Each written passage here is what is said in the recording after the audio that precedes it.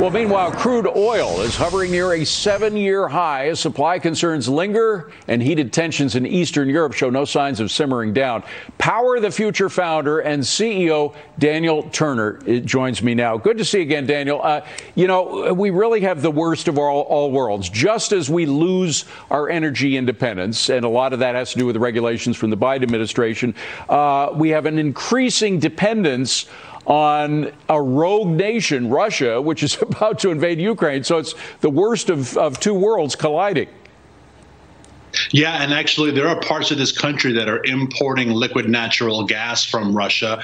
You'll see those tankers in the Northeast, and it's because those liberal policies have prohibited the building of pipelines from the Northeast to the Marcellus Shale region, Pennsylvania, Ohio. And so not only are we importing Russian oil, but we're enriching Putin, and he's using that money to build this army on the Ukrainian border. It's pure madness. And, well, I'm going to ask you to describe madness for me in more detail, because at the same time that we hear this is all being done to improve the quality of our air and maybe the future of our planet, the fact is that our air is getting dirtier. We're using more coal as a percent of energy production now than we were a year ago. Is that because of our attacks on natural gas?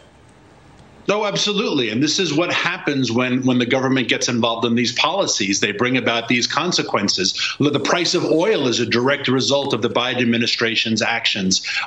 Emissions rates are a direct example of that as well. And if your goal here is to go green, how green is it to be having tankers cross the Atlantic? We have tankers of LNG coming from the Caribbean going into Boston Harbor. How is that greener than a pipeline from Massachusetts to Pennsylvania? So when these liberal policies are enacted, they always bring about the undesired consequences. And then the response of those liberal politicians is more liberal policies. And in fact, the market and the inventions from the marketplace have done much more to clean our air and our waters than anything else. And we can show the numbers. I mean, you can see a chart of where the CO2 emissions have just dropped like a stone, and that corresponds to when we started fracking this is about 2008 when that drop begins. So the fracking technology has actually been responsible for a greater reduction in CO2 than just about anything else. It's the result of freedom. It's the result of free markets. It will always produce more for less than the most efficient way. 2019, we were the world's leading oil and gas producer, and we also decreased emissions more than any other country in the developed world. And that is the result of a free people doing what free people do best. But Biden is not a believer in freedom. He's a believer in big government, and his policies are going to be dangerous for this country. Well, he claims he's also a union guy, and of course, thousands, maybe hundreds of thousands of jobs by now, union jobs in fossil fuel industry have been destroyed as a result of these actions as well, correct? Absolutely. And these green jobs that he keeps promising, I haven't seen any enacted.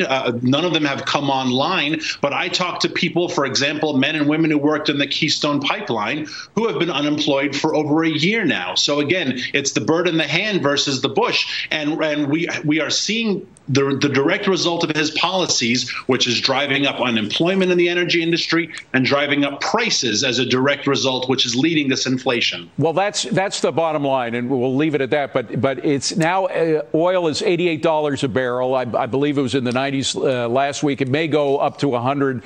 All of that is because of these policies, or is there something else that I'm missing?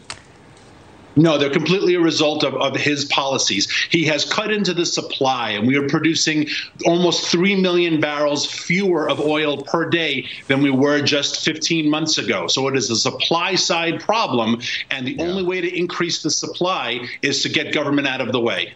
Final point. Could we have designed a worse energy strategy? I don't think we could have designed one.